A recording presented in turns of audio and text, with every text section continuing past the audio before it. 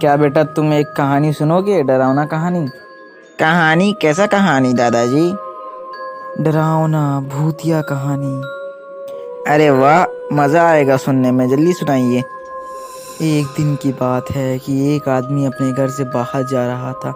तभी उसे कुछ डरावनी सी आवाज़ सुनाई देने लगी, एकदम ही डरावनी आवाज़।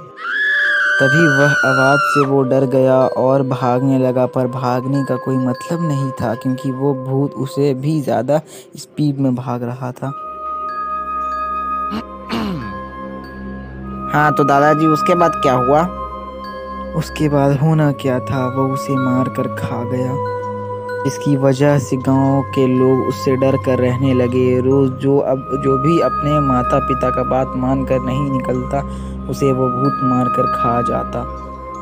तभी मैं पैदा हुआ और उसके ठीक 15 साल बाद मुझे मेरे मम्मी पापा ने बताया कि भूत का साया है इस मेरे गांव पर। तब उसके बाद मैं सोचा कि आखिर भला भूत नाम कर कुछ होता ही नहीं है। तब मेरे दिमाग में एक आइडिया आया कि इस श्राप को अब हटाना ही होगा और मैं उस भूत के खोज में बाहर निकल गया।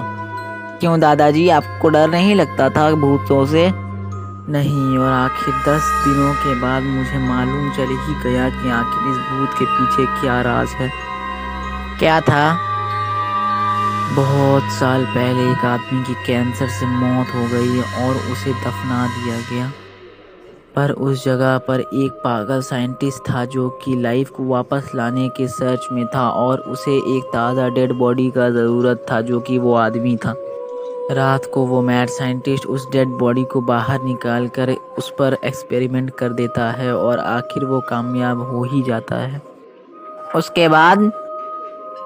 लेकिन उस कामयाबी का कोई फ़ायदा नहीं होता है, वो आदमी एक आदमखोर बन जाता है। ये तो कुछ मैच ना हुआ। भला वो एक आदमखोर कैसे बन सकता है? उसके साथ मरने से पहले बहुत सारा ट्रेजेडी हुआ रहता है जिसके वजह से वो एक विलेन बन जाता है।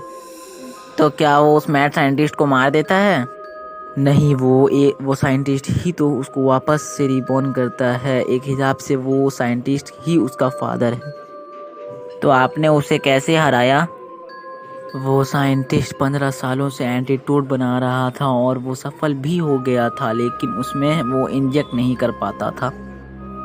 तो फिर किसने इजेक्ट किया? मैं जान पर खेल कर आखिर उसे वो एंटीट्यूड लगा ही दिया और वो एकदम अच्छा आदमी है। वो साइंटिस्ट भी सफल हो गया और गांव पर से शराब भी हट गया। तो क्या अब भी वो उसे अपना फादर ही मानता है? हाँ। क्या सच में आपको डर नहीं लगा था दादाजी? नहीं, मैं बिल्कुल नहीं डरता हूँ।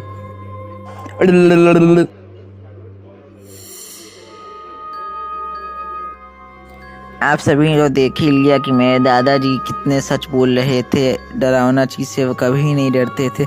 लेकिन आपको ये डरावना कहानी सुनकर अच्छा लगा? और अगर अच्छा लगा तो उस डरावना सा सब्सक्राइब बटन को दबा दीजिए।